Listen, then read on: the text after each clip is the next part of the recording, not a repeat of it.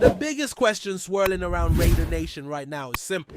Should the Las Vegas Raiders go out and sign Jaire Alexander? That's what everyone's talking about. And it's not hard to see why. This is a two-time All-Pro cornerback. We're talking about he's just been released by the Green Bay Packers and suddenly he's out there on the open market. But just because a player is talented doesn't mean he's the right fit. So let's break this whole thing down. Why it might make sense, why it might not, and what kind of odds we're really looking at here for Jaire Alexander ending up in the silver and black. So let's go ahead and dive into the details. First of all, if you missed it, maybe you are under a rock or just enjoying your offseason, the Packers officially parted ways with Jaire Alexander earlier this week. And honestly, it wasn't some massive surprise to people who had been paying attention. The rumors had been swirling for a while. Green Bay had reportedly been shopping him around, trying to see if any team would be willing to take on his contract. But between the injuries and the salary demands, there just wasn't a whole lot of interest. See, Jaire had a base salary of around $16 million, and he wanted more. He was looking for that next big payday. But the Packers, looking at their cap situation and maybe even thinking about the culture of their locker room, decided they'd rather save the money. Releasing him freed up over $17 million in cap space. So from a front office perspective, it made sense for them. But now he's available. And that's where things get interesting. Because when you look at the Raiders right now, cornerback isn't exactly the strongest position on the roster. Sure, there's some hope with younger guys like Jacorian Bennett and Darian Porter. Eric Stokes is there too, a guy who actually has a past connection with Jaire from their time in Green Bay. But let's be honest, a fully healthy and locked in Jaire Alexander instantly becomes the #1 corner on this Raiders defense. There's really no debating that. He's that good when he's dialed in. The issue is, he hasn't been that guy consistently over the past couple seasons. Back in 2022, he had a strong year, 16 games, 5 interceptions, 14 passes defended. That's elite production. That's the kind of play that earns all-pro nods. But since then, injuries, inconsistency, and more importantly, off-the-field questions. Not criminal stuff or anything like that, but issues with attitude, effort, buy-in, and locker room drama. And in the NFL, that matters, especially when a team is building something new, trying to establish a culture. If you're the Raiders, you have to weigh all of that. Because on one hand, you have the raw talent. This is a guy who can cover the best receivers in the league. He's physical, he's fast, and when he's motivated, he plays with an edge. He's also still in his prime age-wise. But on the other hand, you've got a guy who missed 34 games over the past 4 seasons. That's an average of 8 games per year. For a cornerback who wants to be paid like a top-tier player, that's a massive red flag. Then there's the money. The Raiders currently sit with about $36 million in cap space, which is the 7th most in the NFL.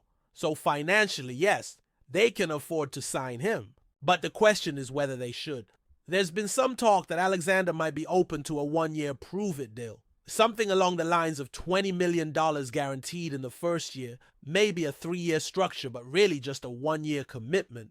That could make sense for a team that wants to gamble on his upside without being tied down long term. Now here's the wild card in all this. Pete Carroll. Yes, Pete Carroll. He's the new head coach. And if there's anyone in the league who's known for getting the most out of his guys, especially defensive backs, is Pete. He's got that track record. He knows how to develop corners. He knows how to handle personalities. And maybe most importantly, he knows how to earn a player's respect. If there's a coach in the league who can deliver a slice of humble pie to Jaire Alexander and get him back on track, it might be Pete. That's not just coach talk either. That's something real. And let's not forget that connection with Eric Stokes. When they were in Green Bay together, those two were reportedly close. Went to charity events together, spent a lot of time off the field. Stokes looked up to Jaire and learned a lot from him. So if Stokes goes to the coaching staff and says, hey, I know this guy, I believe in him, he can help us, that might carry some weight. On the flip side, if Stokes says, I've seen enough, we don't want that in our locker room, then that could shut the whole thing down before it even gets started. But here's why the Raiders might not do it. And I mean really might not. First, they're confident in the group they already have. At mandatory minicamp and OTAs, all the reports coming out have been positive. Bennett, Porter, Stokes, they've all looked good.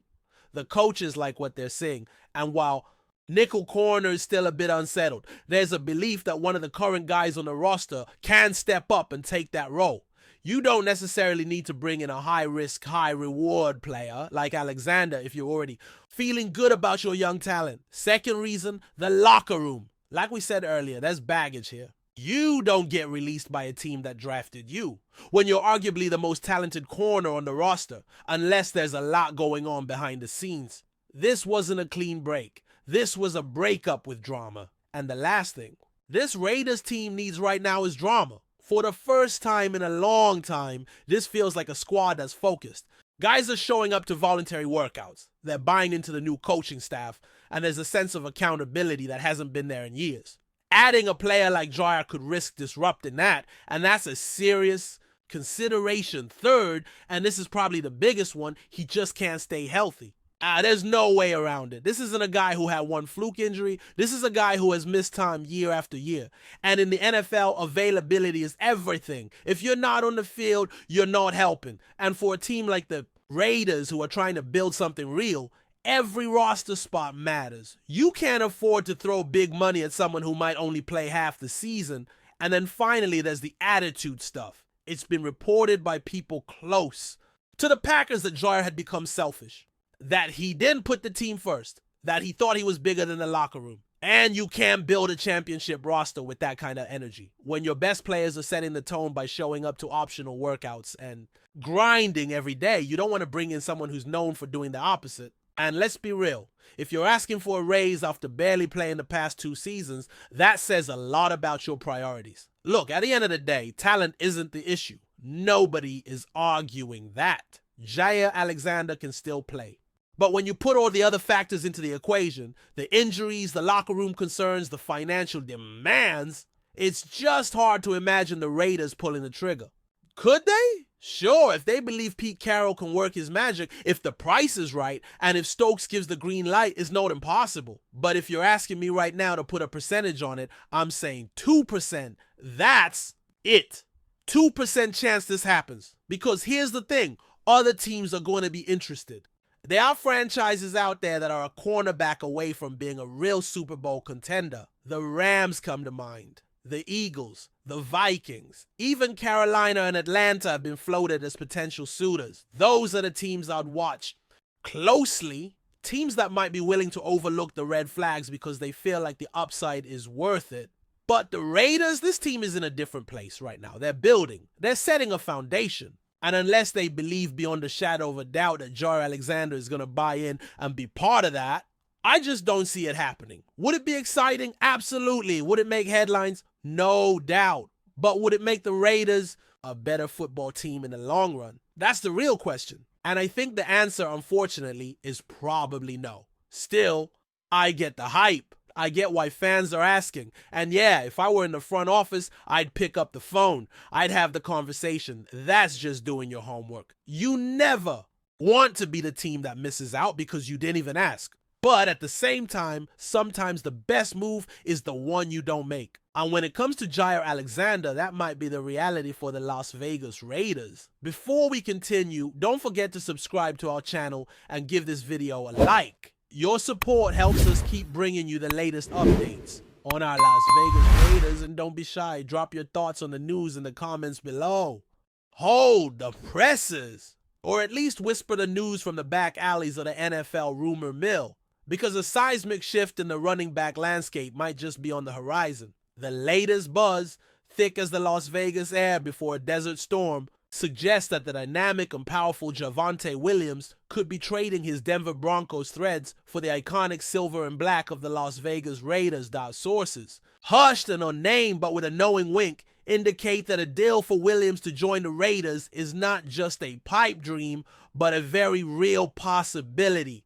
Perhaps even a done deal that's simply awaiting official confirmation. Imagine the sheer force Williams would bring to the Raiders' backfield, a bruising runner known for his uncanny ability to break tackles and gain yards after contact. This move, if it materializes, would instantly elevate the Raiders' ground game from respectable to potentially elite.